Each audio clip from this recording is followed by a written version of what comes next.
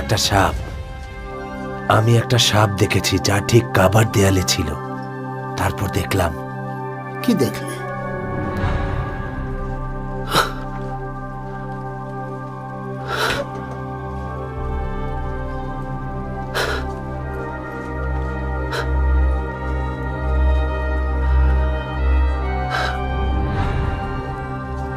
আমি কাবার একটা পাশ ভেঙে ফেলেছি।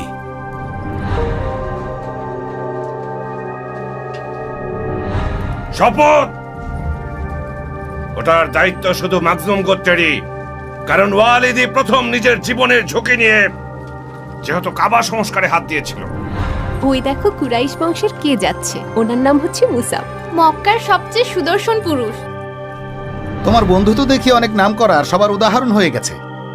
কাবার মালিকের কাছে প্রার্থনা করেছি মুহাম্মাদের সাথে আমার বন্ধুত্ব যেন অটুট থাকে। এই বন্ধুত্ব আরো শক্ত হয়েছিল হিলফুল ফুজুল সংঘে, যেটা আব্দুল্লাহ আল তাইমির বাড়িতে সংগঠিত। কিন্তু আপনারা তখন সেই চুক্তি মানলেন না। আপনারা ছিলেন মুতাইবিন জোটের সাথে। আমাদের তো কেউ ডাকেনি। ডেকেছিল আপনাকে, কিন্তু আপনি কোনো উত্তর দেননি। যেটা যাওয়ার সেটা গেছে। না, যায়নি।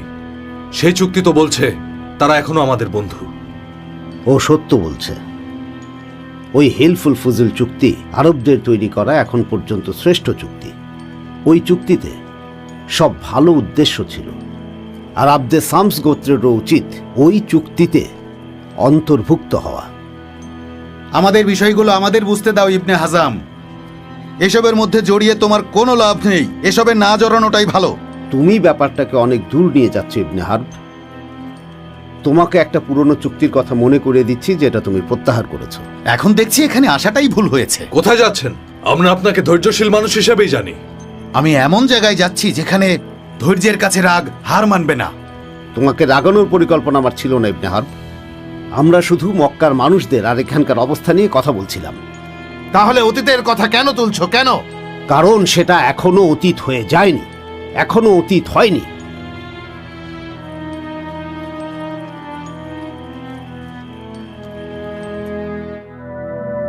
সত্যের খোঁজে অনেক তো অপেক্ষা করলে সালমান। পরিবারের সবাইকে খোরাসানে ফেলে রেখে অনেক তো সত্য ধর্ম খুঁজলে। তোমার আব্বা এমন একজন ধনী মানুষ ছিলেন যার কাছে অর্থ সম্পদের ভাগ্য ছিল, যা সব তুমি হারালে খ্রিস্ট ধর্ম গ্রহণ করার কারণে। কিন্তু একটা বিষয় তোমাকে সবসময় ভাবিয়ে যাচ্ছে সালমান, যার কারণে তুমি দেশ থেকে দেশান্তর, আশ্রম থেকে আশ্রমে ঘুরে বেরিয়েছ। যখন বিজ্ঞ পাত্রী আল মুসিলের সন্ধান পেলে, তিনি মৃত্যুর কিছুদিন আগে নসিবিনের কাছে যেতে বললেন, যেখানে তুমি আরো একজন বিজ্ঞ পাত্রীর সন্ধান পেলে, যে আমাকে আম্বরিয়ার সন্ধান দিয়েই কিছুদিন পর মারা গেলেন। আর আমি আম্বরিয়ার স্নেহ ছায়ায় আশ্রয় নিলাম।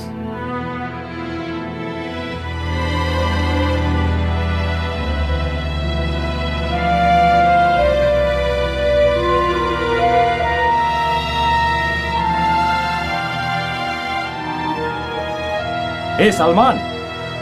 কে? সেই বয়স্ক যাজক, এখন মৃত্যু পথযাত্রী। কি বলছেন এসব? বিশ্বাস করো আম্মার, তিনি স্বপ্নে যা যা দেখতে পান, পরবর্তীতে একটা সময় সেই স্বপ্নগুলোই বাস্তবে পরিণত হয়। কি ভাগ্য তোমার জাহিদ! তুমি দাস হিসেবে উকাস বাজারে বিক্রি হওয়ার পর তুমি একজন ভালো মানুষের দাস হয়ে এখানে আসলে। মুহাম্মদ ইবনে আব্দুল্লাহ তোমাকে মুক্ত করে দিলেন। দাস থেকে মুক্তি দিয়ে পালক নিলেন। আজ সমগ্র মক্কাবাসী আমাকে মুহাম্মাদের সন্তান হিসেবেই চেনে। পবিত্র কাবার নামে আমি শপথ নিয়ে বলছি, তিনি আমাকে নিজের ঔরসজাত পুত্রের মতোই স্নেহ ভালোবাসা দিয়েছেন। আল্লাহর শপথ, তোমার আজীবন তার প্রতি কৃতজ্ঞ আর অনুগত থাকা উচিত। নিজের পরিবারের প্রতি মানুষ যতটা অনুগত থাকে, আমি তার চেয়েও বেশি তার প্রতি অনুগত থাকব। কোনো মানুষকেই তার উপর স্থান দেব না। রহমত বর্ষিত হোক জাহিদ, রহমত বর্ষিত হোক। আমার পরিবারের বিষয় তো জানো, আমি আর আমার পরিবার কেউই কৃতদাস ছিলাম না। কিন্তু ইয়েমেন থেকে শূন্য হাতে এখানে এসেছিলাম, আর এখানে সে কৃতদাসের মতোই জীবনযাপন করতে থাকলাম। এভাবেই দিন কাটছে জাহিদ। ধৈর্য ধরো আম্মার, ধৈর্য ধরো। আল্লাহর কাছে আমি তোমার জন্য দোয়া চাইব আম্মার। কোথায় আছো জাহিদ? তোমার কথা শুনতে ভালো লাগে, ইচ্ছা করে তোমার কথাই শুধু শুনতে থাকি। আমার আব্বা মুহাম্মদ মক্কার পাহাড়ে আছেন। যাই, আমি গিয়ে দেখে আসি ওনার কিছু লাগবে কিনা। আচ্ছা, সাবধানে যেও তাহলে। আমার আব্বা মুহাম্মদকে সবকিছু বলতে পারো। উনি কখনো কাউকে ফিরিয়ে দেন না, আর বিপদে আপদে মানুষের পাশে দাঁড়াতে উনি খুব ভালোবাসেন। দেখা হবে।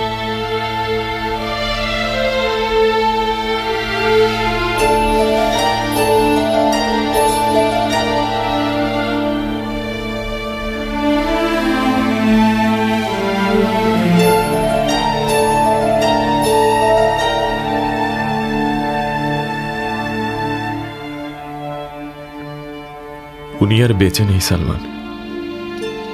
তুমি আবারও একা হয়ে গেলে। তার শেষ বাণী ছাড়া তোমার কাছে আর কিছুই নেই। বহু প্রতীক্ষিত সেই নবীর সময় এসে গেছে।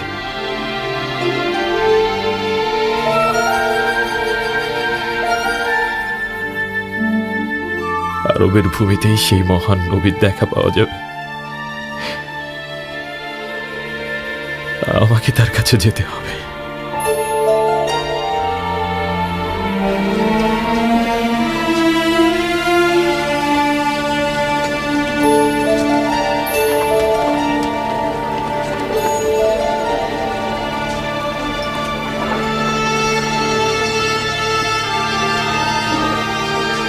আল্লাহর ইচ্ছায় নবী মুহাম্মদ সাল্লাল্লাহু আলাইহি ওয়াসাল্লাম আল্লাহর বাণী এবং জান্নাতের পথ সম্পর্কে আমাদের সুস্পষ্টভাবে জানাতেই তিনি আমাদের মাঝে বার্তা নিয়ে এসেছিলেন।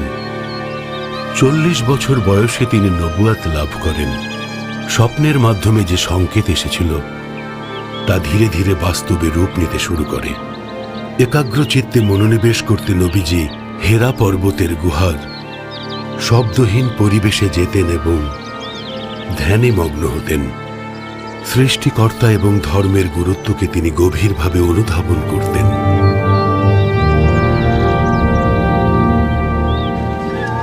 তিনি পাম বৃক্ষের ভূমিতে আসবেন।